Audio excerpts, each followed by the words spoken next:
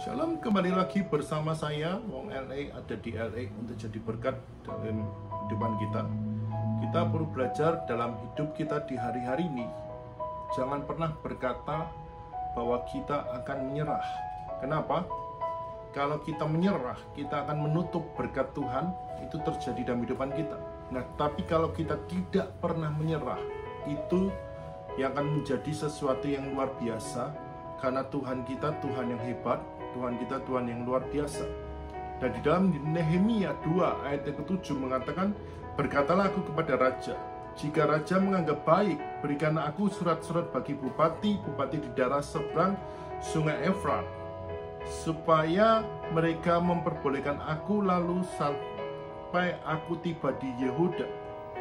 Nehemia mempunyai satu visi dari Tuhan di pembuangan untuk membangun kembali tembok kota Yerusalem yang rusak. Dia melakukan segala upaya untuk memperlancar perjalanannya dan pembangunan kembali ke kota Yerusalem. Nehemia berusaha mendapat surat dari raja untuk supaya dapat selamat tiba di Yehuda dan membangun kembali kota Yerusalem. Pada usia 65 tahun, ketika sebagai besar para juru masak biasanya sudah pensiun, Headland Sanders tetap terus bekerja. Pria berambut putih dan mengambil ide yang sudah tidak usang dan membangunnya menjadi jaringan toko yang besar. Kolonel tua itu memiliki sebuah mimpi akan mengubah bulu unggas menjadi kekayaan. Ironisnya, ditawari untuk uang sejumlah 200.000 US dollar untuk rumah makan, motel, stasiun jasanya, dan yang ia tolak karena ia masih belum siap untuk pensiun. 2 tahun kemudian, Sanders mengalami kebangkrutan karena sebuah jalan bebas hambatan yang baru dibangun ternyata memotong tempat usahanya dan mendapat usahanya menjadi mati. Ia hanya mengandalkan jaringan sosialnya yang berjumlah 105 US dollar per bulan untuk bertahan hidup. Tetapi ia tidak menyerah.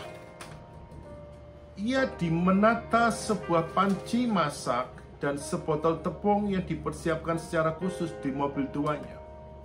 Bermalam-malam, ia terus tidur di dalam mobil karena tidak dapat membayar biaya kamar di sebuah motel.